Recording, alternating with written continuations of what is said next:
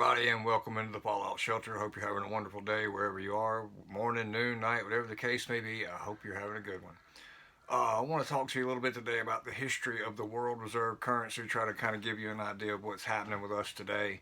Our time is coming to an end with the reserve currency. There's just really no way around it. And hopefully, this will give you a little better understanding of the things that are happening around today with the banks and other issues. This comes from the Midas Gold Group. The link will be in the description. And, well, let's just get started. For us individuals, the U.S. supplied the Allies in World War II, and they got paid in gold. After the war, the countries linked their currencies to the U.S. dollar, which was linked to gold. The gold standard ended completely in 1971, but the U.S. dollar's reserve status remained. Now, this is a couple of years old, so I don't know if these numbers are still good. I'm just going to read them as they are. Today, more than 61% of all foreign bank reserves are denominated in U.S. dollars. Nearly 40% of the world's debt is in U.S. dollars. Reserve currency status has both benefits and drawbacks. The benefits are lower exchange rate risk and greater buying power, and the drawbacks are artificially low interest rates, since that can spur asset bubbles. Since 1450, there have been 6 major world reserve currency periods. Portugal between 1450 and 1530, Spain 1530 to 1640, Netherlands 1640 to 1720, France 1720 to 1815, Great Britain 1815 to 1920, and the United States from 1921 to today. Now that is an average current world currency reserve span of about 94 years. And the U.S. dollar presently has been the world's reserve currency for about 100 to 101 years. 102 years now, maybe. The system is built to collapse on debt. Even though I'm giving you a history here, what they don't say, and they do give some hints, but the world reserve currencies are built and set so that as debt increases and debt is bought, that it collapses in on the debt and cannot be repaid. And then you lose that status and they move on because they've taken your gold. The World Bank always wins. Let's start right here. France held the world reserve currency from 1720 to 1815. Let's a little brief history with them. The Dutch East India Company went bankrupt in the late 18th century. This was mainly due to the war against the British Empire in Asia. Now, there's always a war. And if you notice, right now, we're in the middle of sending billions and billions of dollars to a war that we... Why? After the Tulip Mania bubble, France became a republic and invaded the Netherlands. France conquered the Netherlands and issued the dominant trade currency of the time. The paper money of the French Revolution was, I'm going to attempt this, the assignat. Or either the assignat. I'm going to call it the assignat. That's probably wrong, but that's what I'm going to call it.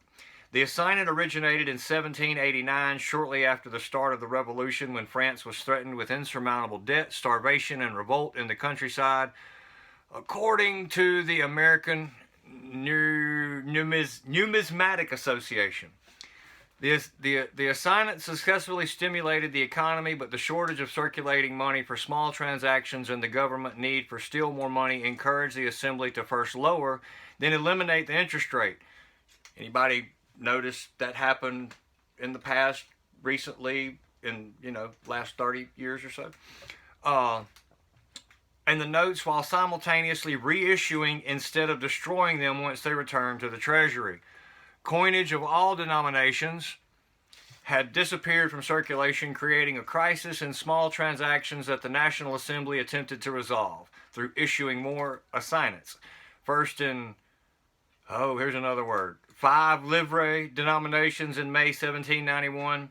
By this time, assignats had begun to depreciate. In July 1791, they were worth 87% of their face value. You notice anything like that? If you follow back how our paper dollar, the paper currency, how it has dropped dramatically over time in its value. As the government began to issue more and more of the notes worth over 1.3 billion livres, issued from May to December 1791 alone. But necessity forced the continued issue and use of the notes. In January of 1792, low value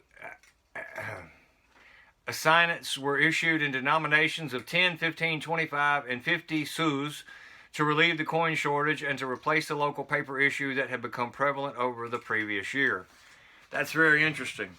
One of the main reasons for the failed France world reserve currency status was the devaluation of paper currency. Familiar? You're not going through anything that you're not dealing with anything that's unique. This reset happens a lot, and when it does, the countries that deal with it suffer from it, but they do come back and somewhat stabilize. So the thing is be prepared. Be prepared for what's happening. I'm not telling you what to do with anything. I'm not trying to tell you how to live your life. I'm telling you to pay attention to these type of things, and then adjust in your life accordingly, because we all live in different places, different type of surroundings, and your adjustments may not be my adjustments. Great Britain held the world reserve currency from 1815 to 1920. The rise of the British East India Company issued in the dominant British currency of the time. British companies were the leaders in industry, and British insurers became the main insurers of trade globally. The 1920s for the UK was a period of depression, deflation, and a steady decline in the UK's former economic preeminence. Familiar? We sent all of our industry overseas starting in the 1990s. Once that started, you could see the depression starting into the cities. We seen it here in our home cities, where we had major industry that supplied things to the world, and when that were allowed to leave, it wasn't very long when they found they could get cheap labor in other places that they completely closed here. And what that does is it just creates what we're talking about here. And now with everything going on with the dollar and the debt, built to collapse on debt, we're dealing with the depression and the deflation.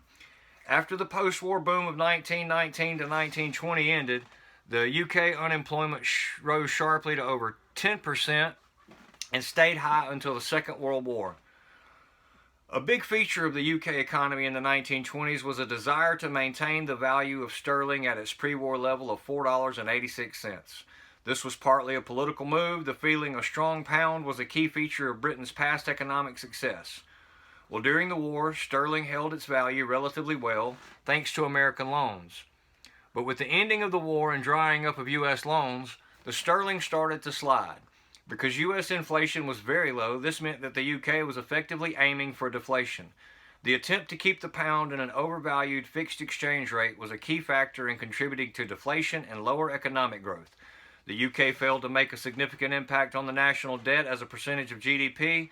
This has interesting parallels today, because the UK experience shows that cutting spending during a deflationary recession combined with tight monetary policy and fixed exchange rate can be counterproductive to reducing debt burdens, very high debt levels, which were not solved by deflationary fiscal policy.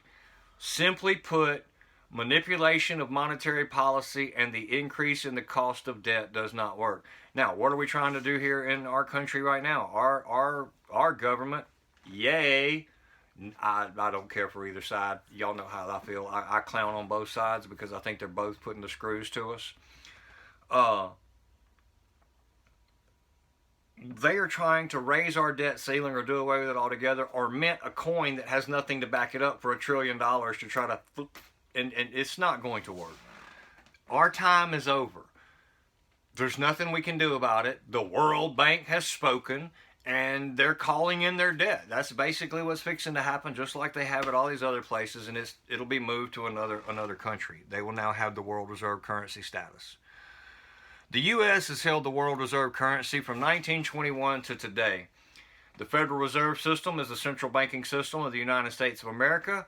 It was created on December 23rd, 1913. And for a little interesting side note for most of you that know, anybody that was against the creation of the Federal Reserve Bank in the United States of America happened to be on the Titanic. Check that out. The U.S. has enjoyed world reserve currency status a little after World War I. The U.S. dollar gold standard was partially torn down by Executive Order 6102, requiring all persons to deliver on or before May 1st, 1933, all but a small amount of gold coin, gold bullion, and gold certificates owned by them to the Federal Reserve in exchange for $20.67 per troy ounce. They made it illegal to own gold. The government was giving themselves control to increase the money supply. The debasement of the paper dollar had gained steam. The debasement of the paper dollar had gained steam. Decline. World War I and World War II kept the U.S. as a manufacturing power relevant. War always creates profit. After the Vietnam War, the U.S. economy needed a boost. President Richard Nixon took the U.S. off the gold standard completely in 1971.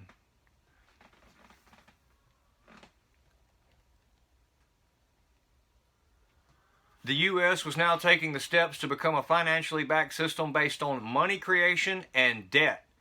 Built to collapse on debt. Listen to what I've been telling you. U.S. debt in 1980 was about $800 billion, and when Obama took over, it was about $10 trillion. Now we are at $28 trillion and counting. Joe Biden and Janet Yellen will have the printing presses working overtime for years to come if the political situation plays out that way. Well, we all know what they've been saying and what Janet Yellen's been saying here lately. The government is taking more control over our lives. Our financial freedoms are disappearing. The U.S. dollar is eroding. And, whoops, I went too far. And the printing will continue until it's completely disappearing. The U.S. dollar's value, will continue at exponential levels. I messed that up. The U.S. dollar's value is eroding and the printing will continue at exponential levels.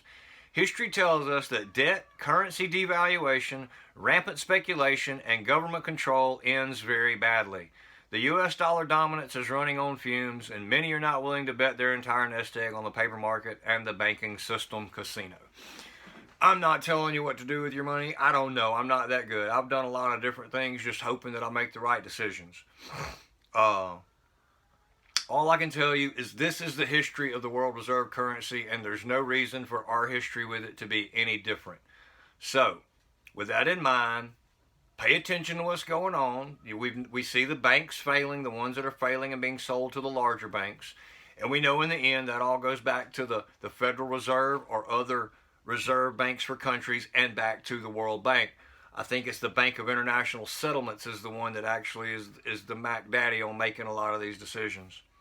The main thing is be smart. Know what's going on. Make decisions based on what's going on. And not knee-jerk reactions. I can't tell you. I'm not an advisor. I don't know. I'm just saying this is what I see and this is how I base and make the decisions for my life. So, with that being said, the best thing that I do know to tell you is make sure you have food prepared, water prepared, things for your family that you might need for an extended period, because most of the time these things do go through a depression, recession, a hard time for the working people that have they're the ones that really catch it really bad in this. I've noticed grocery prices are going through the roof exponentially, even here in rural Mississippi, and you're not seeing any increase in wages, earnings, or things of that nature. So just be prepared. And the main thing is make sure you have Jesus in your life. Make sure you give your life to God, because that's going to be the most important thing in the end anyway. So if you like this type of content, I ask you to please like, share the video, and subscribe. And remember to love God, love your neighbor, and love yourself.